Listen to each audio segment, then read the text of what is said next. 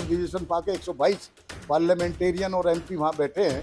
ये उनका फर्ज बनता है कि वो अंदर से आवाज उठाए, कम से कम सरकार पे प्रेशर तो बनाए कि ये हमारा जो बाबा साहब जिस बाबा साहब ने जिसकी वजह से आज वो सब लोग जो है वहाँ बैठे हुए हैं, तो कम से कम पार्लियामेंट में उनको आवाज उठानी चाहिए और अपनी मांग को बिल्कुल स्ट्रॉन्ग तरीके से मनवाना चाहिए। नहीं और तो उस क्यों बनने में एक्चुअली जो करीमी लेयर लाई गई उसमें कहीं कोई जिक्र नहीं, इसका बेस केवल छुआछूत था।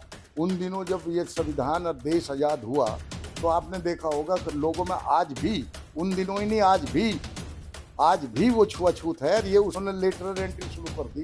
दूसरा ये जो है ठेकेदारी प्रथा शुरू कर दी। दूसरा प्राइवेटाइजेशन हो गया, तो नौकरी तो वैसे भी खत्म हो गई। उसमें भी अगर इनको दिक्कत है क्रिमी लेयर लाने के चक्कर में, क्रिमी लेयर जो सुप्रीम कोर्ट का ये ऑर्डर है बिल्कुल ही गलत है और इसके लिए आवाज़ उठाई जाएगी और लोग इसको सहन नहीं करेंगे। ये एक बहुजन समाज को या SC ST को उनको बांटने का एक बहुत बड़ी साजिश है।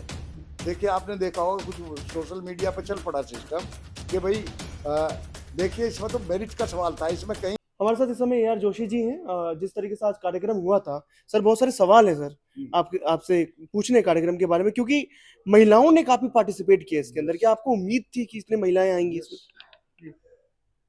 देखिए साथियों, जय भीम। आज का जो प्रोग्राम था वो बाबा साहब की प्रतिमा जो विस्थापित की गई पार्लियामेंट से और उसके विरोध में था। सभी लोग जो अम्बेडकराइट है बाबा साहब को मानते हैं, भगवान बुद्ध के अनुयायी है, सब लोग बहुत ही पूरे देश में ही नहीं विदेश में भी आक्रोशित हैं और उसको आक्रोश को प्रकट करने के लिए, बताने के लिए, दिखाने के लिए जंतर मंतर पर आज हमारे जितने भी संगठन साथी थे वो सब आए। मैं जितने भी संगठन रहे होंगे करीब 50 संगठन के लोग थे, उनके आगे जो अध्यक्ष और जनरल सेक्रेटरी वगैरह आए थे। आज पूरे लोग नहीं आए, चूंकि एक आज का आपने देखा होगा कि आज भी हजारों हजारों की संख्या में लोग वहाँ थे। महिलाएं थी, हमारे बौद्ध भिक्षु भी थे, एडवोकेट्स भी थे, government SC ST government employ का जो संगठन है वो गवर्नमेंट एम्प्लॉय भी थे और आम जो समता सैनिक दल जो बाबा साहब ने बनाया था 1924 में और बाबा साहब ने खुद बनाया था, वो उसके खुद राष्ट्रीय अध्यक्ष होते थे। उसके हम लोग भी राष्ट्रीय अध्यक्ष रहे और मैं उसका मुख्य सचेतक हूँ आज। और समता सैनिक दल के वो जितने हजारों की संख्या में जो सैनिक आए वो सब बाबा साहब से जो है ना उनको उनका सम्मान करते हैं, उनमें विश्वास रखते हैं। उस विश्वास को कायम करने के लिए उनके प्रति आदर भावना रखते हुए आज सब लोगों में रोष था और वो अपना रोष वर्तमान गवर्नमेंट को दिखाना चाहते हैं कि देखिए जो बाबा साहब की प्रतिमा थी जो 3 तारीख के रात के 3 जून को रात के अंधेरे में हटा दी गई, वो उसमें उन वो जो जब मूर्ति लगी तो बहुत हमारे जितने भी पूर्वज रहे थे पहले उन लोगों का संघर्ष था 50-60 साल पहले और यहाँ हजारों हजारों की संख्या में लोग जेल भरो आंदोलन हुआ जब जा करके मूर्ति स्थापित की गई थी। और इस मूर्ति को हटाने का, देखिए मूर्ति तो वहाँ राष्ट्रपिता महात्मा गांधी की भी हटाई गई, मूर्ति बिरसा मुंडे साहब की हटाई गई, राष्ट्रपिता महात्मा ज्योतिबा फुले की हटाई गई और छत्रपति साहू जी महाराज की हटाई गई। लेकिन चूंकि उनके बाबा साहब के जन्मदिन पर उनको मानने वाले उनके अनुयायी हजारों हजारों की क्या लाखों की संख्या में उनके जन्मदिन पर पार्लियामेंट में आते थे और एक विशेष प्रोग्राम होता था जो सोशल जस्टिस मिनिस्ट्री उसको अरेंज करती थी, बाबा साहब की फाउंडेशन के नाम से जो बना हुआ है और उसमें हम लोग भी शरीक होते थे। उसकी सिक्योरिटी वगैरह का हम भी संचालन करवाते थे जो पब्लिक आती थी और ये सिलसिला 50 साल से चला हुआ आ रहा है।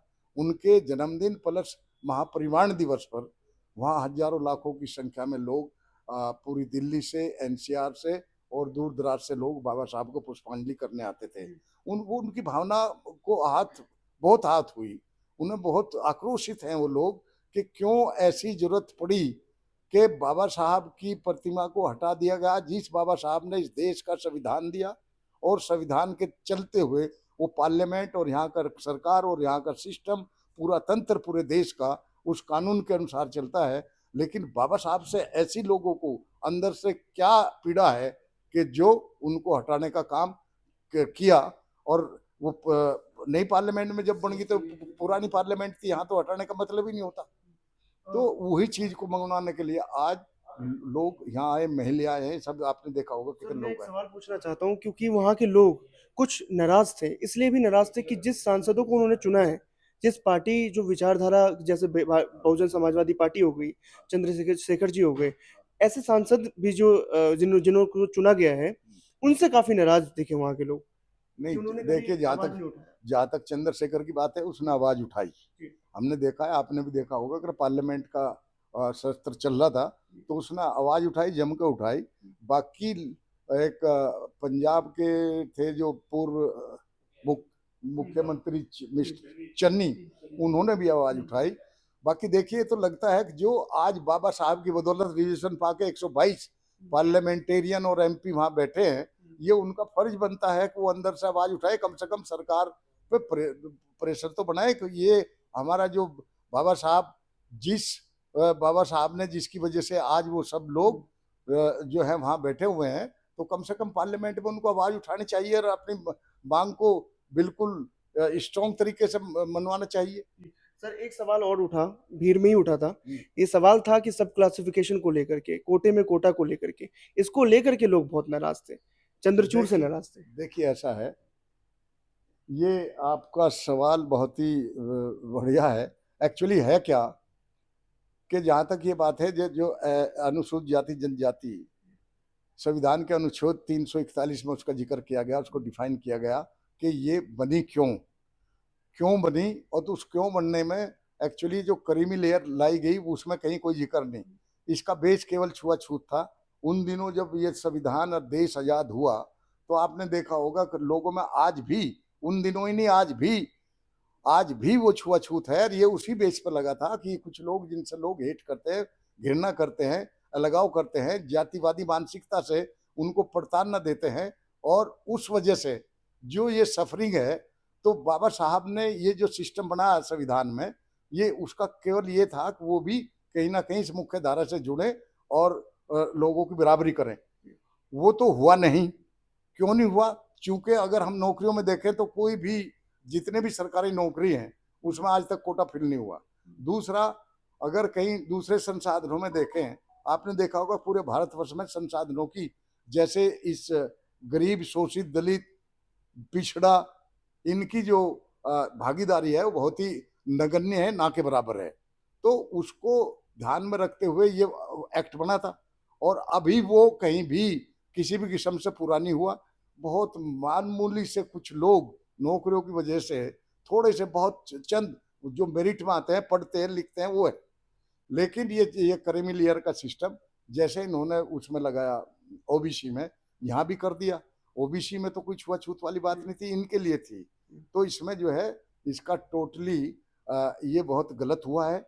और एक तरह से देखा जाए, ये आनंद फानन में एक छोटा सा रिजर्वेशन के लिए ये लोग ये प्लान करते रहते हैं, इनको कहाँ से ले आए। इन्होंने लेटरल एंट्री शुरू कर दी। दूसरा, ये जो है ठेकेदारी प्रथा शुरू कर दी। दूसरा, प्राइवेटाइजेशन हो गया, तो नौकरी तो वैसे भी खत्म होगी। उसमें भी अगर इनको दिक्कत है क्रीमी लेयर लाने के चक्कर में, क्रीमी लेयर जो सुप्रीम कोर्ट का ये ऑर्डर है बिल्कुल ही गलत है, और इसके लिए आवाज उठाई जाएगी और लोग इसको सहन नहीं करेंगे। ये एक बहुजन समाज को या एससी एसटी को उनको बांटने का एक बहुत बड़ी साजिश है। देखिए, आपने देखा होगा कुछ सोशल मीडिया पर चल पड़ा सिस्टम कि भाई देखिए, इसमें तो मेरिट का सवाल था, इसमें कहीं ये नहीं है किसी पर्टिकुलर कास्ट के लिए कोई स्पेशल प्रोविजन नहीं थे। जो पढ़ेगा, जो मेरिट करेगा, वो उसमें आएगा।